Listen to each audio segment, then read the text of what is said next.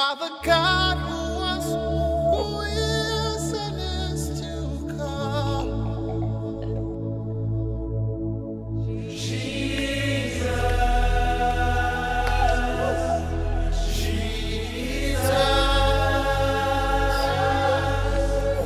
And in you I trust.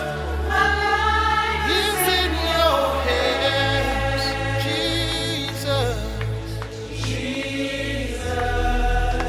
You are the miracle working God.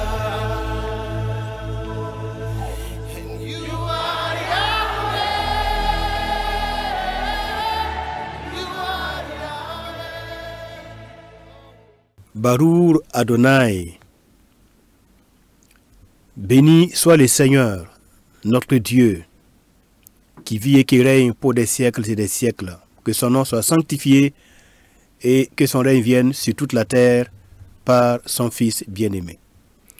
Que la grâce du Seigneur vous soit accordée, mesdames, messieurs, et que pendant ce temps où nous allons méditer la parole de Dieu, chacun de nous puisse recevoir des lumières, des pépites de la connaissance de Dieu et des Saintes Écritures. Qu'il en soit ainsi, dans le précieux nom du Seigneur Jésus-Christ. Amen. Vous êtes les bienvenus. Aujourd'hui, nous allons parler de quelques faits qui se sont produits après la résurrection de notre Seigneur et Sauveur Jésus-Christ. Une résurrection transformatrice. Il a été entièrement transformé. Il a reçu un corps glorieux, un corps nouveau, un corps impérissable, un corps spirituel après sa résurrection.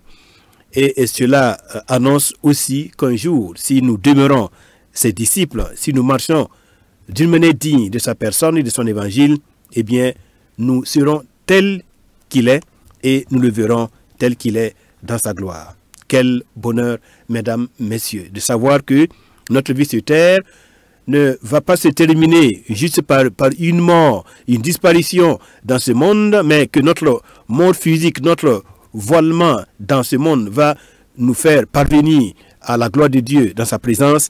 Eh bien, le savoir et le vivre dès à présent, c'est quelque chose d'incommensurable. C'est une bénédiction qui est vraiment grandiose. Mesdames, messieurs, nous allons lire donc nous allons lire dans Jean au chapitre 20, à partir du verset 1, et là, je vais ressortir quelques faits qui ont eu lieu et je vais tenter d'expliquer selon la sagesse que le Seigneur m'a accordée pour cette émission. Jean, chapitre 20, à partir du verset 1, nous lisons, mesdames, messieurs, le premier jour de la semaine, Marie de Magdala se rendit au sépulcre dès le matin, comme il faisait encore obscur, et elle vit que la pierre était ôtée du sépulcre. Elle courut vers Simon-Pierre et vers l'autre disciple. Bon, c'est visiblement c'est Jean, hein, et vers l'autre disciple, donc Jean, que le Seigneur aimait, et leur dit, ils ont enlevé du sépulcre le Seigneur, et nous ne savons où ils l'ont mis. Pierre et l'autre disciple sortirent et allèrent au sépulcre. Ils couraient tous deux ensemble, mais l'autre disciple courut plus vite que Pierre et arriva le premier au sépulcre. S'étant baissé, il vit les bandes qui étaient à terre, cependant il n'entra pas. Simon-Pierre, qui le suivait, arriva et entra dans le sépulcre. Il vit les bandes qui étaient à terre. Et le linge qu'on avait mis sur la tête de Jésus, non pas avec les bandes, mais plié dans un lieu à part. Alors, l'autre disciple, qui était arrivé le premier au sépulcre, entra aussi, et il vit, et il crut. Car il ne comprenait pas encore que, selon l'Écriture, le Seigneur devait ressusciter des morts. Et les disciples s'en retournèrent chez eux. Voilà. Ici, on fait un arrêt pour expliquer le sens du premier jour de la semaine. Normalement, lorsque nous lisons l'Ancien Testament, nous savons que le jour du repos dans l'Ancien Testament, c'est le 7e jour de la semaine. Cependant, en ce qui concerne les grands événements de la vie de notre Seigneur, nous voyons que ces grands événements-là ont eu lieu, notamment la résurrection, a eu lieu le premier jour de la semaine. Premier jour de la semaine ou le 8e jour de la semaine, premier jour de la semaine, donc le dimanche.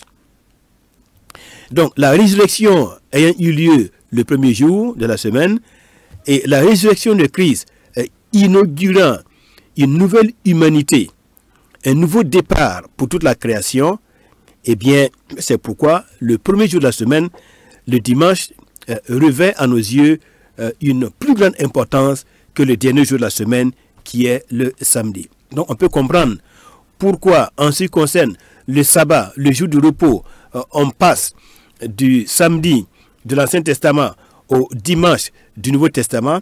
C'est principalement parce que, par exemple, la résurrection du Seigneur Jésus a eu lieu le premier jour de la semaine, qui est le dimanche. La Pentecôte aussi a eu lieu le premier jour de la semaine, qui est le dimanche. Et les disciples avaient aussi l'habitude, les disciples du Seigneur, les apôtres avaient l'habitude de se réunir le premier jour de la semaine, c'est-à-dire le dimanche. C'est pourquoi, alors, on est passé du jour du sabbat rabbinique, jour du sabbat de l'Ancien Testament, qui est le samedi, le 7e jour de la semaine, au premier jour de la semaine, qui est le dimanche. Et c'est pourquoi, eh bien, le dimanche prend une importance capitale à nos yeux. Et c'est ce jour-là que nous nous retrouvons dans les églises pour chanter le Seigneur, pour proclamer ses merveilles et pour aussi nous reposer de nos œuvres, pour nous ressourcer sur le plan moral, sur le plan spirituel surtout, nous ressourcer des commandements du Seigneur, nous ressourcer par rapport à sa parole, par rapport à ses directives, par rapport à ses enseignements, pour que nous puissions aborder la semaine de travail remplie d'énergie morale, d'énergie spirituelle, remplie de vision du Seigneur accumulée pendant le dimanche au cours du culte. Et là, nous pouvons passer une semaine dans la vigueur spirituelle, nous pouvons passer une semaine bien vivant, et cela nous permet donc de vaquer à nos occupations jusqu'à ce que, eh bien, le dimanche encore qui revient, le premier jour de la semaine qui revient, nous repartions encore faire le plein d'essence spirituelle, d'essence morale, pour que notre vie ne soit jamais arrêtée. Alors, on avance dans l'explication de cette chose, c'est que lorsque les deux disciples, Jean et Pierre, ont couru, Pierre étant plus lourd, étant plus âgé, alors Jean va le devancer au sépulcre. Jean va le devancer au cimetière. On va dire ça comme ça. Alors, Jean arrive au cimetière et l'Écriture nous dit que lorsque Jean est arrivé, eh bien, il n'est pas entré dans le sépulcre. Il a vu, voilà, il a vu les bandes, il s'est penché et il a vu les bandes, voilà, avec lesquelles le corps du Seigneur était enveloppé, mais il n'est pas entré. C'est le verset 4 qui nous le dit. Ils couraient tous deux ensemble, mais l'autre disciple courut plus vite que Pierre et arriva le premier au sépulcre. S'étant baissé, il vit les bandes qui étaient à terre, cependant il n'entra pas. On peut se poser la question, pourquoi Jean, l'apôtre Jean, le bien-aimé du Seigneur Jésus-Christ, voilà, pas que le Seigneur l'aimait plus que les autres, hein, mais c'est sa façon à lui, Jean, de se distinguer parmi les autres apôtres. Voilà, il a pris le nom de celui que le Seigneur aimait, tout simplement. Voilà. Alors, pourquoi lui, particulièrement, qui était très attentionné en ce qui concerne le Seigneur Jésus, qui avait souvent sa tête sur la poitrine du Seigneur, voilà, comment il arrive au tombeau et il n'y entre pas? Alors, l'explication, c'est que Jean était de la famille des sacrificateurs. Comment on le sait?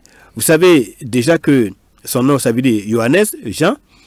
Alors, lorsque le Seigneur a été amené chez le souverain sacrificateur Caïphe, alors, lorsque Jean est arrivé, il est rentré parce que l'Écriture nous dit que Jean était connu du souverain sacrificateur, donc c'est sa famille. Jean, quand il est arrivé, il est rentré parce qu'on avait amené le Seigneur dans la famille du souverain sacrificateur. Mais Pierre, quand lui il est arrivé, il est resté à la porte. Il ne pouvait pas entrer parce qu'il n'était pas de la famille du souverain sacrificateur, donc il n'était pas connu par cette famille de sacrificateurs. Mais Jean, lui, il était un membre de la famille des sacrificateurs. Donc quand il est arrivé, il est rentré dans la maison de Caïphe. Bien. Alors, donc on comprend que Jean était vraiment de la famille des sacrificateurs. Et selon les lois de l'Ancien Testament, les sacrificateurs n'entrent pas dans les tombeaux. Et c'est pour ça Jean, lorsqu'il a couru plus vite que Pierre, qu'il est arrivé au tombeau, eh bien, il s'est rappelé instinctivement qu'il est sacrificateur, de la famille des sacrificateurs, et donc la loi de Moïse lui interdit d'entrer dans un sépulcre. Et c'est pourquoi, pour respecter cette loi, pour être en phase avec les commandements de son Dieu, eh bien, il est resté, il n'est pas entré dans le sépulcre. Il n'est pas entré dans le tombeau jusqu'à ce que Pierre arrive. Et lorsque Pierre arrive, bon, lui, n'étant pas de la race des sacrificateurs, il n'a pas d'interdit en ce qui concerne le fait d'entrer dans le sépulcre. Donc Pierre arrive et il rentre immédiatement. Il a dit Simon-Pierre qui le suivait arriva et entra dans le sépulcre. Donc il n'a même pas marqué un temps d'arrêt. Il vit les bandes qui étaient à terre et le linge qu'on avait mis sur la tête du Seigneur. Non pas avec les bandes, mais pliés dans un lieu à part. Et j'ai expliqué dans une autre émission que le Seigneur ressuscité des morts, on voit que les vêtements de lin, les vêtements funéraires qui ont servi à envelopper son corps, envelopper sa tête, eh bien, tous ces vêtements étaient pliés à part et ces vêtements étaient restés dans le tombeau. Pour dire que le Seigneur, il est ressorti vivant, non pas vivant comme un homme vêtu de vêtements humains, je veux dire des vêtements funéraires. Il n'est pas ressorti avec les vêtements funéraires, mais il est revêtu, il est ressorti avec d'autres types de vêtements, des vêtements célestes. Il a laissé les vêtements de la mort dans le tombeau et il est ressorti avec des vêtements impérissables. Il est ressorti avec l'immortalité. Son corps est entré mortel dans le tombeau, mais ce corps est ressorti immortel. Et nous savons que le Seigneur Jésus-Christ, Fils de Dieu, étant la résurrection, il est, avec le Père, le seul qui possède l'immortalité, qui habite une lumière inaccessible que nul homme n'a pu voir ni ne peut voir. Alors donc, on comprend l'importance des vêtements pour nous montrer que la mortalité est restée dans le tombeau. Et ce qui est immortel est sorti du tombeau, et c'est bien notre Seigneur et Sauveur Jésus-Christ. Et en sortant du tombeau, il a reçu un corps glorieux, un corps ineffable, un corps impérissable. Et l'Écriture nous dit, notre corps, voilà, à l'image de celui du Seigneur, notre corps est semé mortel, mais le temps viendra où il va ressusciter immortel et glorieux. De telle sorte que, voilà, ce qui est semé dans la mortalité va ressusciter immortel. Comme quoi, la chair et le sang ne peuvent hériter le royaume de Dieu. Lorsque le Jésus-Christ reviendra pour établir son royaume, ce n'est pas dans des corps mortels, donc avec des vêtements mortels, voilà que nous allons entrer dans son royaume, mais nous allons participer à son royaume avec des corps spirituels, des corps glorieux. Et nous serons, comme l'Écriture dit, nous serons comme des anges. Voilà, nous serons comme les anges ayant un corps glorieux, un corps immortel, un corps qui ne peut plus connaître la douleur, la souffrance, la maladie et la mort. Un corps qui ne peut plus se désagréger, se détruire. Voilà ce qui nous attend. C'est l'espérance qui nous anime en attendant le retour glorieux de notre Seigneur et Seigneur Jésus-Christ. Et nous savons que dans son royaume, nous serons dans des corps immortels, glorieux, remplis de lumière, remplis du Saint-Esprit. Alors, on va avancer un peu pour expliquer encore certains événements. Au verset 11, « Cependant, Marie se tenait dehors près du sépulcre et elle pleurait. Comme elle pleurait, elle se baissa pour regarder dans le sépulcre.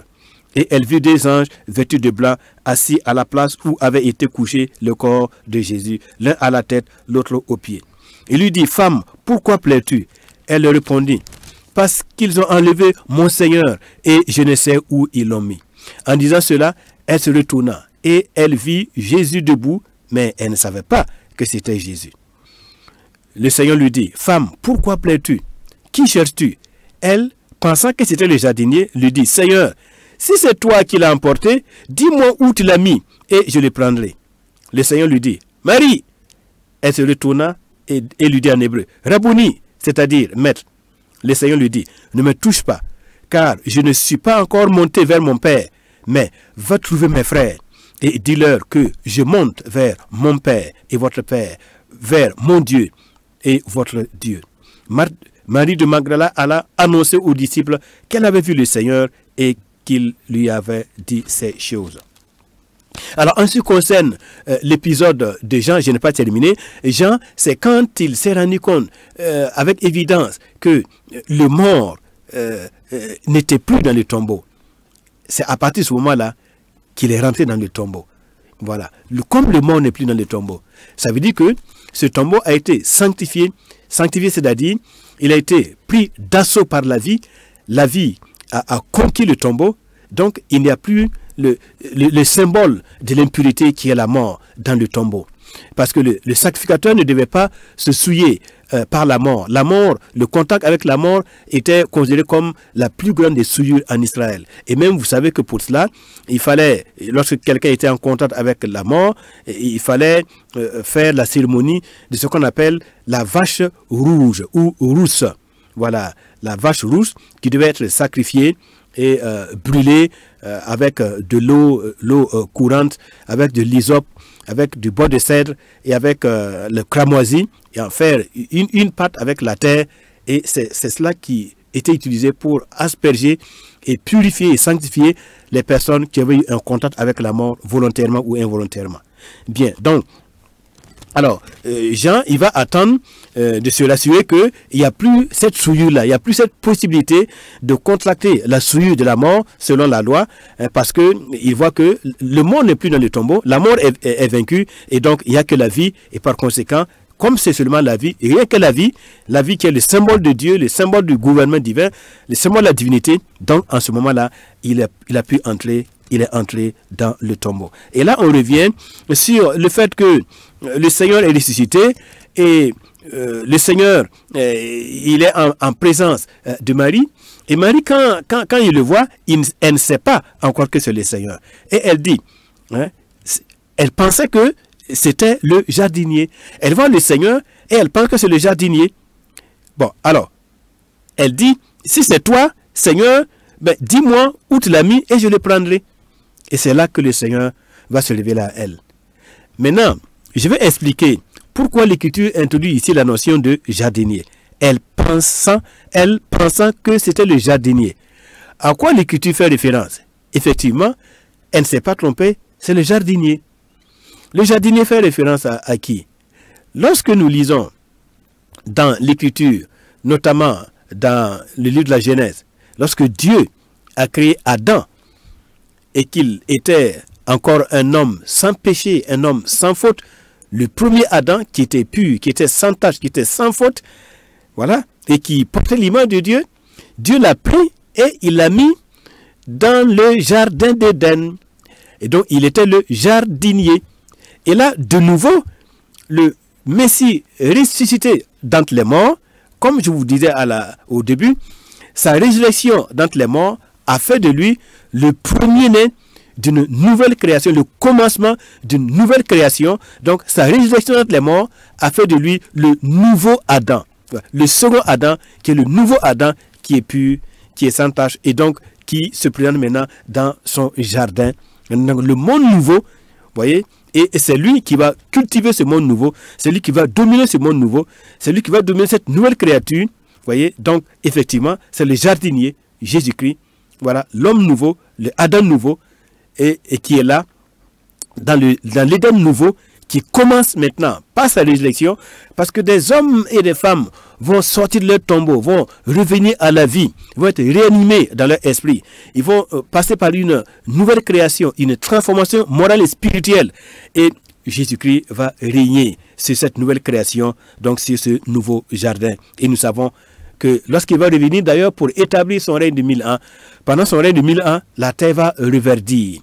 La terre va reverdir et on va retrouver l'Éden tel qu'il était au jour d'Adam avant sa chute. On va retrouver le nouveau Éden. Donc vraiment, c'est le jardinier, le nouveau jardinier qu'il a vu. Alors, donc le Seigneur lui dit, ne me touche pas, car je ne suis pas encore monté vers mon Père. Alors, on doit comprendre pourquoi le Seigneur lui dit de ne pas le toucher. Et pourquoi il lit cela au fait qu'il n'est pas monté vers son Père. Qu'est-ce que ça a à voir avec le fait que Marie de Magdala le touche? C'est parce que tout simplement, Jésus-Christ, ressuscité des morts, eh bien, il est le souverain sacrificateur. Il représente le peuple devant Dieu et Dieu devant le peuple. Et en tant que souverain sacrificateur, eh bien, il doit entrer dans la présence de Dieu pour recevoir, bien sûr, offrir son sang. Et après qu'il ait offert son sang devant le Père, il est aspergé le trône de Dieu, l'arche de l'alliance, voilà, le Saint des Saints avec son sang. Alors, il ressort et maintenant, il ressort et il bénit le peuple au nom de l'Éternel. Mais là, il se trouve que le Seigneur lui dit, je ne suis pas encore monté vers mon Père, donc je n'ai pas encore fini ma mission de souverain sacrificateur. Et vous savez, le souverain sacrificateur, pour qu'il entre dans le lieu très saint, il doit se sanctifier. Il doit être à l'abri de tout regard et personne ne doit le toucher. Il doit toucher personne. Il doit être entièrement mis à part. Et donc, il ne doit pas avoir de contact avec les êtres humains. C'était cela la sanctification à laquelle le souverain sacrificateur était soumis avant de pouvoir entrer dans le lieu très saint. Et donc, le Seigneur, après sa résurrection, n'ayant pas encore fini sa mission de souverain sacrificateur, eh bien, il dit à Marie, ne me touche pas. Autrement dit, bon, tu vas me rendre impur en me touchant et je ne pourrai donc pas terminer ma mission de souverain sacrificateur. Mais on voit que quelques jours après, eh bien, le Seigneur, il va revenir. Le Seigneur, il va apparaître à ses disciples lorsque les disciples vont se retrouver dans la chambre. Voilà, ils étaient 11, enfin, ils étaient combien? 10. Thomas n'était pas là. Et là, le Seigneur apparaît et le Seigneur permet à ses disciples, en l'occurrence à Thomas, de mettre sa main dans les traces, voilà, de le toucher et de se rendre compte que c'est vraiment lui, le Seigneur Jésus-Christ, ressuscité d'entre les morts. En ce moment-là, il était déjà monté vers le Père, il avait déjà accompli sa mission de souverain sacrificateur, donc il a fini son sacerdoce et donc maintenant, il pouvait être en contact avec les hommes sans risquer aucune souillure.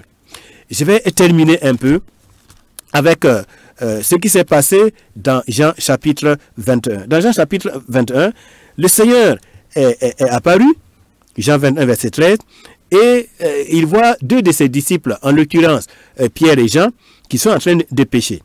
Alors, ils ont pêché, mais ils n'ont pas pu avoir du poisson ce jour-là. Le Seigneur, il va s'approcher et il leur dit, bon, jetez votre filet du côté droit de la barque.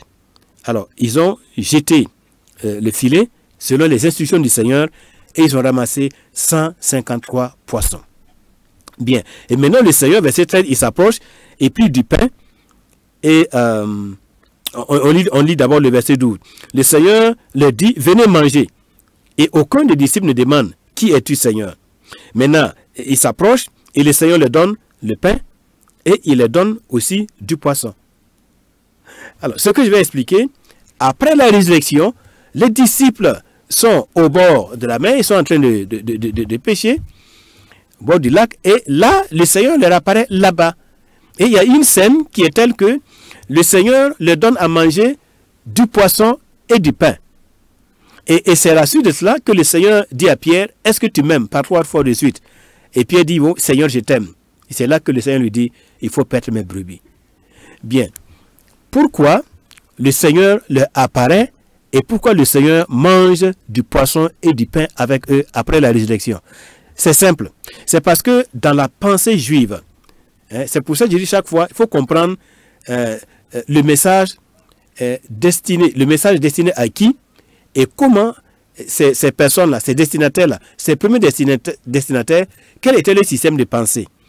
Donc, dans la pensée juive, eh bien, lorsque le royaume du Messie sera établi, et surtout le jour des noces de l'agneau, le jour de la fête des noces de l'agneau, dans le royaume messianique, en présence du Messie, où Abraham, Isaac et Jacob et tous les justes vont être rassemblés autour de la table pour manger le festin des noces de l'agneau, ce jour-là, ce qui sera servi à table, eh bien, c'est le grand poisson qu'on appelle le Léviathan. Quand vous lisez dans Ésaïe, vous avez la mention du Léviathan Phia, le Léviathan. Le Léviathan, dans la pensée juive, c'est ce grand poisson qui est dans la mer et qui va être tué par le Seigneur Dieu pour servir à la table des noces de l'agneau, au jour du repas des noces de l'agneau. Donc, et le poisson que le Seigneur leur a donné, justement, c'est pour les dire, comme vous le pensez, comme vous le savez, comme la tradition juive, comme la tradition hébraïque vous l'a appris, que au jour des noces de l'agneau, il y aura le poisson et il y aura le pain et le vin en abondance. C'est moi qui vous apporte le royaume. C'est moi qui suis l'auteur de tout cela. Dans mon royaume, effectivement, vous serez nourris par le poisson divin. Vous serez nourris par le pain divin. Et vous allez boire à ma table le vin délicieux, le vin de Dieu. Donc, il veut leur dire que ce qu'ils ont entendu et les choses auxquelles ils croient, ce qu'ils attendent comme réalisation dans le royaume messianique, ça sera une réalité. Lui, Jésus-Christ, ressuscité d'entre les morts, est le garant que le royaume sera établi et les festins des noces de l'agneau seront réalisés, ce sera effectif, et effectivement tous les disciples et toutes les brebis que Pierre va perdre plus tard, toutes ces brebis, en association avec tous ceux qui sont déjà sauvés, eh bien ils vont manger à la table du Messie, ils vont être servis du grand poisson géant et du pain du Dieu vivant, la manne céleste, et ils boiront le vin du Dieu vivant. Et ce vin dont il a fait mention dans Jean chapitre 2, lorsqu'il a transformé l'eau en vin, c'était aussi pour dire que au jour de sa gloire, au jour du repas messianique, il y aura le vin comme signe de l'abondance, le signe de la richesse, signe de la prospérité. Et donc là, il est en train de fortifier les disciples dans ce qu'ils croient, dans ce qu'ils attendent, dans leur espérance du repas messianique qui va les servir dans son royaume magnifique et glorieux. Que Dieu vous bénisse et que chacun de nous puisse participer à ce festin des noces de l'agneau, que nous puissions manger le pain de Dieu, le poisson du Dieu vivant et boire le lait du Dieu vivant, boire aussi le vin du Dieu vivant. Que Dieu vous bénisse, qu'il en soit ici pour chacun de nous par Jésus-Christ notre Seigneur, auquel appartiennent l'honneur et la gloire, la richesse et la force au siècle des siècles. Amen.